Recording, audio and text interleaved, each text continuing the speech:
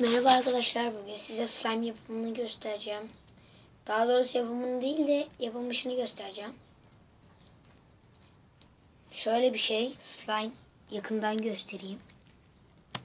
Şöyle böyle uzuyor.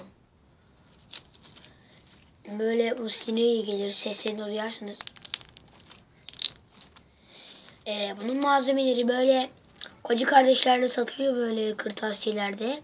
Slime jeli. Slime, evet. Bir ondan alıyorsunuz. Bir de şöyle adamlar bir boraks yapmış, yeni çıkmış. Şöyle bir boraks alıyorsunuz gördüğünüz gibi. Jeli tabağa döküyorsunuz. Üstüne yarım az bir 70-60 falan su ekliyorsunuz. Suyu ekledikten sonra kıvamına gelmezse böyle karıştırın sıvı halde olacak.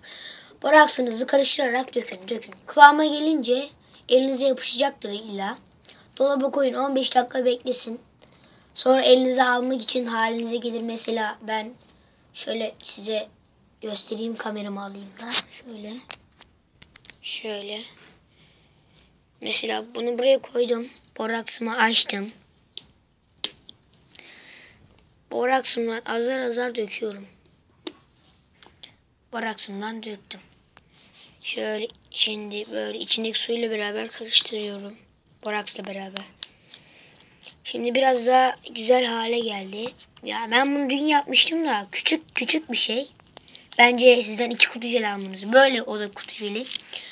Bence 2 jel almanızı tavsiye ederim yani size. Şimdi ise arkadaşlar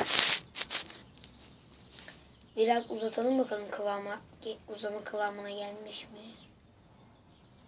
Uzama kıvamına tam olarak gelmemiş. Birazcık karıştıracağız. Böyle eliniz bence şeyle alıştırmayın, kaşıkla alıştırmayın. Yapışırsa bile elinize alıp da şey yapın. O zaman yani tam olarak kıvamı gelir yani.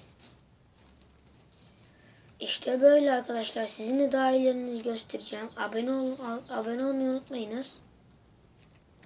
Beğen tuşuna basmayı unutmayınız.